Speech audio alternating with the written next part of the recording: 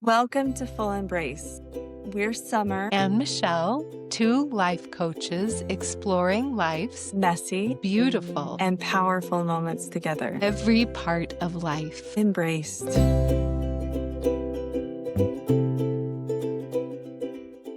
Hello.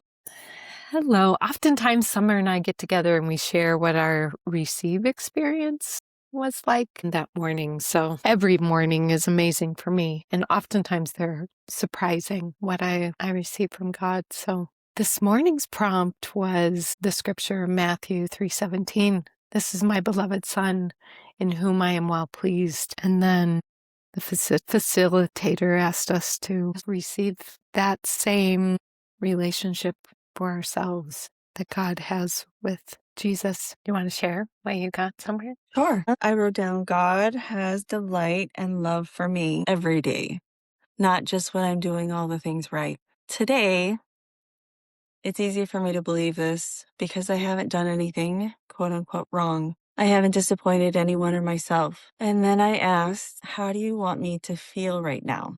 Maybe Michelle and any listener who would like to, if you can, are in a safe space, maybe you could close your eyes and receive this as your own, if you'd like. I am so happy with you. You are learning. You are growing. Your faith is getting stronger in me, in yourself, and in us. Feel the pride and joy I have for you. Let it swirl around you like a thin flag. Let it rise to your cheeks, up through the top of your head, lifting you to rise even higher. Let yourself smile, your posture transform. Notice your cheeks and your jaw and how they feel. Energy and release. And then I asked, what do you want me to know right now? You are beloved. You are loved so deeply, steeped in love. This love is a gift for you to feel. Feel my love. That's my invitation. Feel it so strongly, so brightly. Let it penetrate.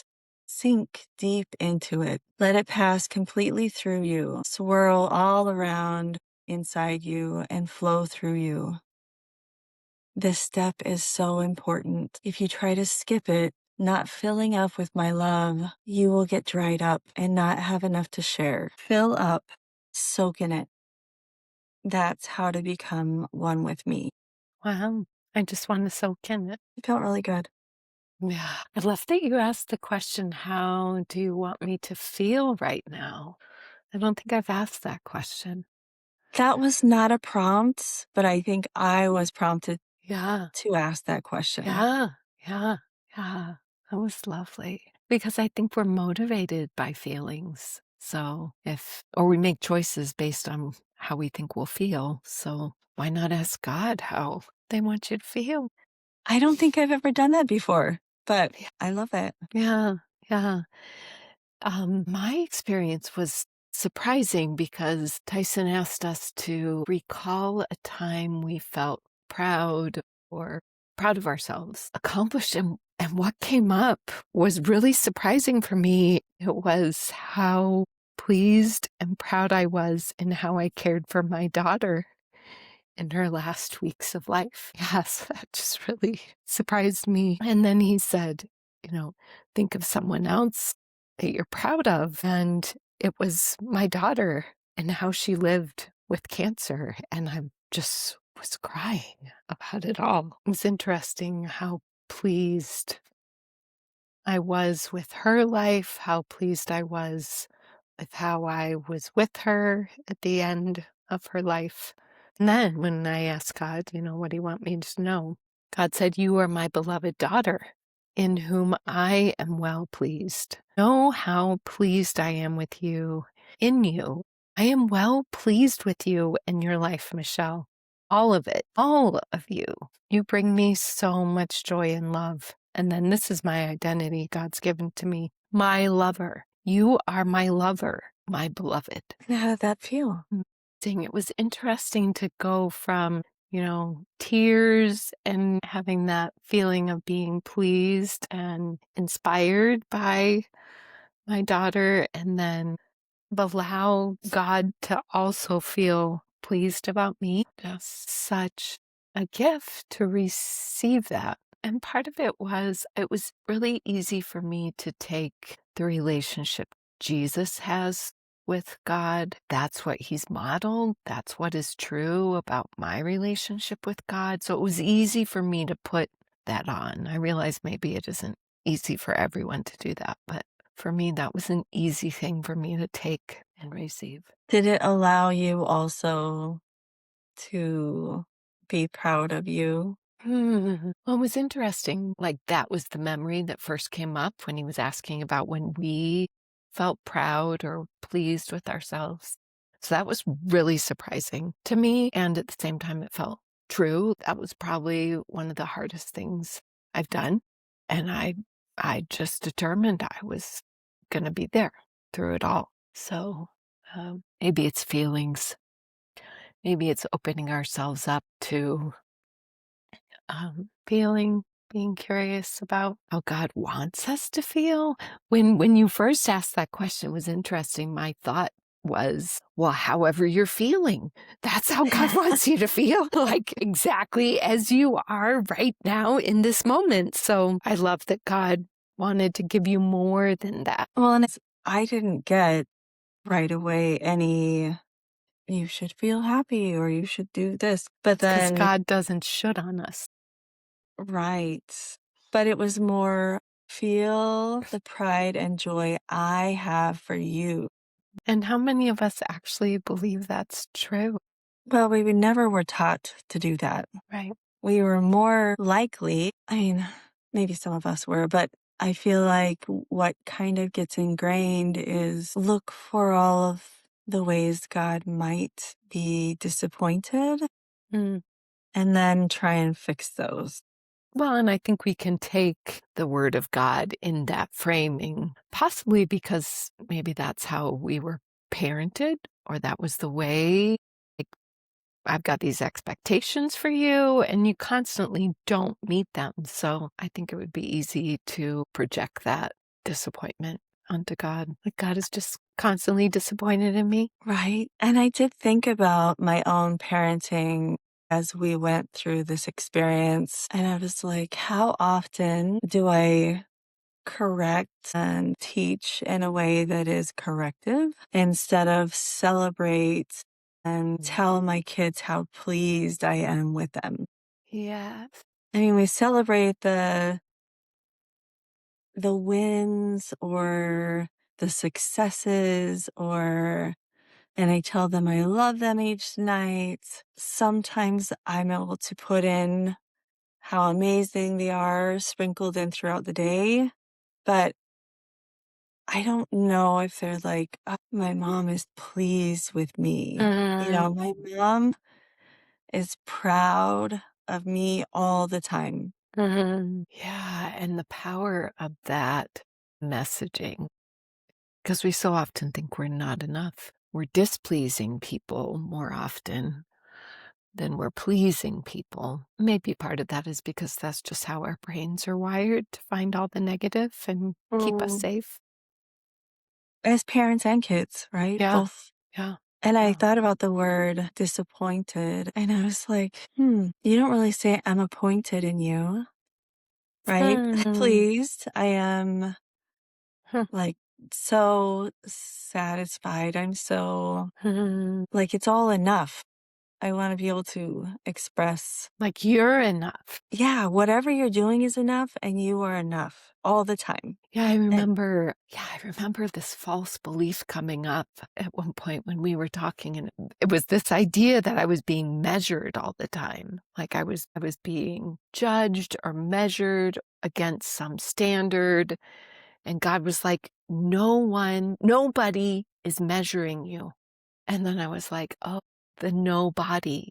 Satan, who has no body, is the only one who's measuring me. that's interesting. But God is not measuring. And we live in a world that measures, and Constantly. we compare, and there's no way we're ever going to be identical to anyone else we're comparing ourselves to. So it makes sense that we think we're not enough. There's this paradox that we live in as human beings. Eternally, we're enough because we're divine beings, and we live in this world that is constantly telling us we're not enough or is growth minded.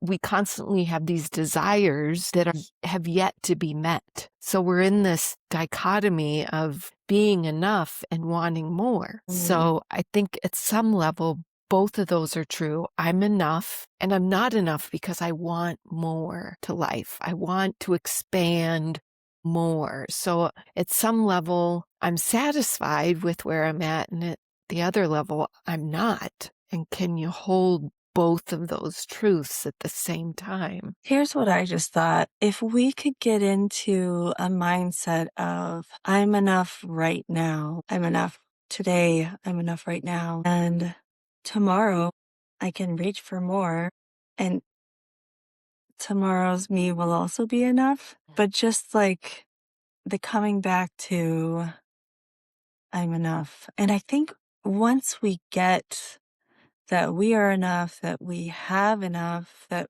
we do enough, and everyone's always talking about having um, an abundance mindset or a scarcity mindset. But once we have the mindset of I'm enough, then I think reaching for more doesn't feel so uh, graspy. It doesn't feel so, Like I have to prove myself, earning. yeah, yeah. Yes. And it's not as scary because we're already enough. Mhm. So if I don't make my goal tomorrow, if I don't do all the things on my list tomorrow, It doesn't affect my identity. I'm still enough. And in this world, we're constantly, I don't know if it's your experience, but the comparison, the measuring, even the conversations are, what are you doing? So it feels like you have to, I don't know, constantly report or constantly be doing something to tell someone else about, or Right. maybe our very existence is proof that we're enough. I was thinking also about something that I've gotten really good at is I put on eyeliner in the morning, and sometimes it's easy and it goes on nicely, and sometimes it's a little bit loopy and doesn't look that great. But most days, even if it's loopy, I could be like, good enough. And then I go. Mhm. It's good enough. It's on. I could go. And I would love it. I'm going to start practicing trying to put that on in the other aspects of my life, right? A to do Mm, list or anything that I tend to judge myself on. mhm. I think it's easy to go into this mindset of it's got to be perfect instead of good enough. We can Right. easily take on that. For me to be enough, I have to be perfect, which isn't true at all if we're already enough. We're not proving ourselves, we're not striving, we already are. And we'll be able to show up more authentically, more real with people if we believe that we're enough instead of mm, the thought of my house and inviting someone over. I think I need to like clean it up. It's really good enough. It may not be as clean as many houses that you've been in, but it's definitely enough for me to connect with people in my home and share meaningful moments with. Right. And I've noticed throughout my life this habit of women when you go into their home, or maybe even if you compliment them, but if you go into their home, they will point out all of the things that they need to apologize about that aren't perfect. Why do we draw attention to those things when I myself have not noticed any of them? And I'm just so happy to see them and be in their home. So yeah, this is interesting. And how That we think it's weird if the opposite were to happen. If we were like, hey, I totally vacuumed for you and I dusted. Look how clean it is. This right. is all for you. And I'm just so happy. And why Yes, not? yes. Why not? Like, Right. I tried for you. And you don't even Yes. have to try for them, but just Yeah. Yeah. be happy and proud of what you have done. Yeah, I think it would bring in a different feeling for sure. absolutely. And even okay that things are the way they are. It's this I'm enough. Things don't have to be any different than they are. How I'm feeling right now is actually enough. What I'm Mhm. thinking right now is actually enough. There's no other place to get to than right here, right now, in this enoughness. And if I'm enough, you're enough. Yeah. Well, and if we can receive that experience in our bodies, what it feels like to be enough, then we can return to that any time we need when we're feeling fear or whatever we're trying to escape and drop back into this is enough. I am enough. So tell me what that feels like, Michelle. Can you bring it on? Mm. How does that feel in your body, being enough? Even as you ask me, I'm like, do I know? Mm. It feels, settled, like, I don't need to go anywhere, I don't need to do anything. It almost feels like this invitation to just be. It feels grounded, relaxed, big enough, expansive instead of contracting. How about you? It's definitely calm and settling. Mhm. I imagined that there were tables or something lifting stuff in my head, and all of that just kind of sunk down and relaxed because it doesn't have Mhm. to hold anything. Yeah, almost like I'm being held. Mm, I'm being supported already. Rest, I guess, it's coming up. it's much easier for me to drop my shoulders, to relax my stomach, and to feel ease in my Mm. breathing. Being enough feels so good. Why am I not enough all the time? Right? I can choose that for myself. Well, and now I have evidence, experiential evidence that I'm enough. I know that feeling, and it feels amazing. Sure, I'm not going to feel this way all the time, because that's just not the human experience, but I can call it up. What would you just say to someone who feels like that belief or that thought or feeling is out of reach for them of being enough? I would say that's enough. Mm. Be there because that's enough. That's the honest truth. Being honest, being real, being authentic. That's enough. Like wherever you're at is I enough. feel like we need to come up with a word for the opposite of enough. Lacking? I was thinking unenoughness. I don't think we really need to think too hard about it because I think focusing on being enough and maybe even deciding to look for one area in life where we feel like we're enough. And calling that up. Yeah, but enough doesn't mean without lack. It doesn't mean lacking either. It's just enough. And we are as we are. And it's so enough. Yeah. So often we judge our experience of being human, that it's not enough. There's a place to go, there's something to do, something to be. We'll have the lists. We all have these mental lists and can see the gap that we're not measuring up. We're not even meeting our knowledge. There is this gap between what I know and what I do. So I think it's easy to just measure ourselves against our own knowledge and see that I am not doing enough. And maybe it's this idea of no longer measuring, throwing out the measuring and just realizing that that is the experience of being human. What came to my mind is having a conversation with God or your higher self or the universe, whatever you believe in, but having that conversation of don't feel like I'm enough in these ways, Mm. whatever it is, and be honest. And then ask, what do you want me to know? And don't disregard those first thoughts that will come. And I would recommend writing those things down. But I think a lot of times we have to get out the un unenoughness things onto paper or just put out there so that we can have a clean slate, a clean paper to receive what's really true about our Yeah. enoughness.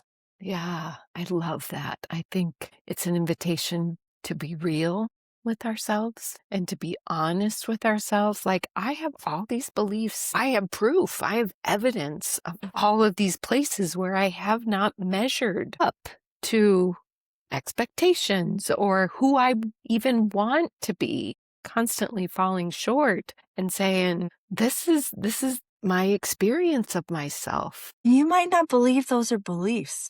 You might believe those are all truths because, like Michelle said, you have the evidence, but they Yeah. are beliefs. Sorry, Michelle, keep going. Yeah, no, and maybe it's all purposeful to have this opposite polarity of knowing you're enough and also having these experiences of not always being who you want to be, or, maybe that is the gift of being human, of having those two things working together, although it often feels like they're in opposition to one another. But maybe you appreciate the one and can step into the one because this one is showing up. I Maybe it's like to talk to myself in the mirror sometimes. mm, And how Mel Robbins says to give yourself a high five in the mirror. And it might be a great start to give yourself a high five and say, you are enough. You might not feel like I'm amazing or I've got this or you're so awesome. It might be, you are enough. Like tell that person looking back at you in the mirror, you are enough until they start to believe it. so powerful. And at first, it might feel really awkward and stupid and like you're telling yourself a lie. But if you stick with it will change the way you see yourself, the way you believe about yourself. Yeah, it seems to me like it would remove this idea of having to prove myself worthy, have to prove myself enough. And the truth is, we're enough because we are, because we exist. Do you look at a newborn baby and say, you're not enough? That's not my response to a newborn baby. I'm like, oh my goodness, heaven just came down to earth. I'm not measuring that baby. I'm not judging that baby. I'm like, And they're not cleaning the house, they're not they're cooking, not they're doing a not. thing. Yeah. Yeah. And maybe that's the truth of every human being. Is still that newborn baby and is enough because that's how we were made. And this world is just trying to put some measurement or proving on us that actually isn't even a thing. Yeah. And if you say it, you might hear someone else's voice who you felt like you weren't enough for pop up Mhm. and say, no, you're not enough. And that's okay too, right? If someone else's voice comes up, I think that's an invitation to be in that feeling, Mm. process that through because that's enough. Yeah, how does that feel? It feels painful, and you can sit in the pain and let that be enough. Yeah, because it's real, it's come up. Living a life of everything being enough. I love that you're in the space of allowing everything, allowing and it being enough. Me, if the voice comes up, I want to be like, "Shh, stop it." Even that voice is purposeful. I've heard people say when those things come up, it's because your nervous system feels ready. It now feels safe enough to process that. So instead of resisting those feelings or those voices that come up, like, oh, this means I'm ready. This Mm. means I can process this.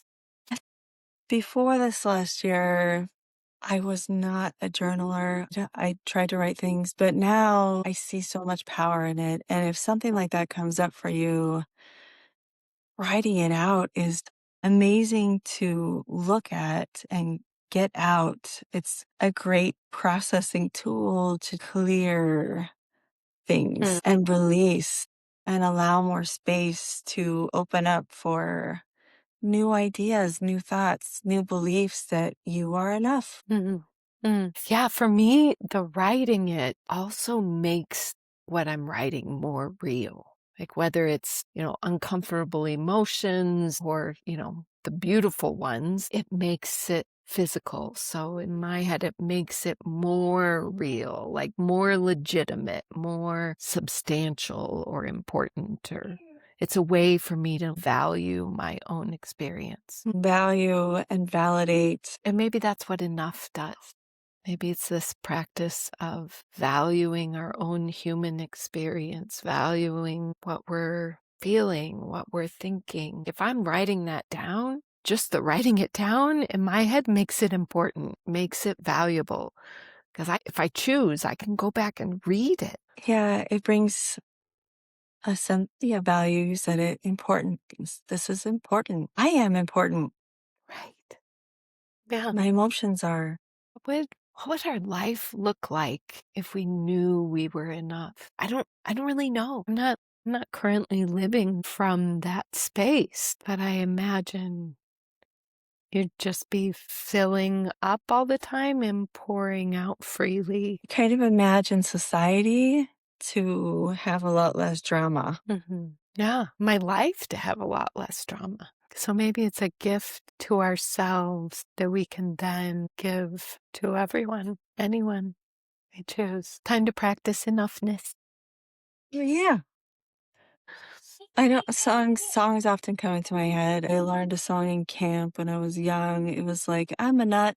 And then I was like, I'm a nut, I'm a nut, I I'm know a the nut, I'm a song. nut. But it's like, I'm enough. I'm enough. I'm enough. I'm enough. I'm enough. And let's rejoice in being enough. Right, right. And if you do believe in God or a creator, you didn't create you. And what they did was totally enough, right? Right. Do we even judge God's creations and say, "Nope, sorry, I'm not enough." Yeah, you kind of messed up on this one. Right. I'm going to judge you because, And maybe that's what we're doing at some level, eh, right? If we're not accepting our own enoughness. But don't use that against yourself if possible because you're in yeah, enough in maybe that judgment in that moment. we absolutely, it's all part of the human experience. Some of you might be listening to this and be like, oh my goodness, all of these teachings that I've had my whole life do not line up with what you're saying. Because if you're not following all of these rules, you're not enough. And it says so here, or so and so said it. So what do we do with that? Mm. You get to choose, really. A- And if it's something painful that comes up, that's an invitation. An invitation to ask God and say, hey, I've had all these teachings all my life, and Sommer and Michelle are telling me something different. What do you want me to know about what they're saying? Because really, I think receiving your enough from us isn't as transformative as receiving it from the source. I don't know about you, but I wanna feel enough. I wanna live from that state of being. It almost feels like I've been swimming in this ocean of not enoughness long enough, and I wanna go into a new tank and start swimming in this enoughness water, because that just feels so much more supportive. If you don't feel supported in feeling like you're enough, we invite you to join our full embrace community. It's a full embrace space and it's free and you are enough no matter how you show up. And you can show up some days and not others. All enough? It's all enough. I wanna believe that. And I just want to say we love you and we support you and hope you can feel that all Mm. the way down to your toes, to Mm. the top of your head. I'm enough. We're going to call that enough for now. And the next time, we'll get some more. Goodbye. Bye. Every part of life. Embraced.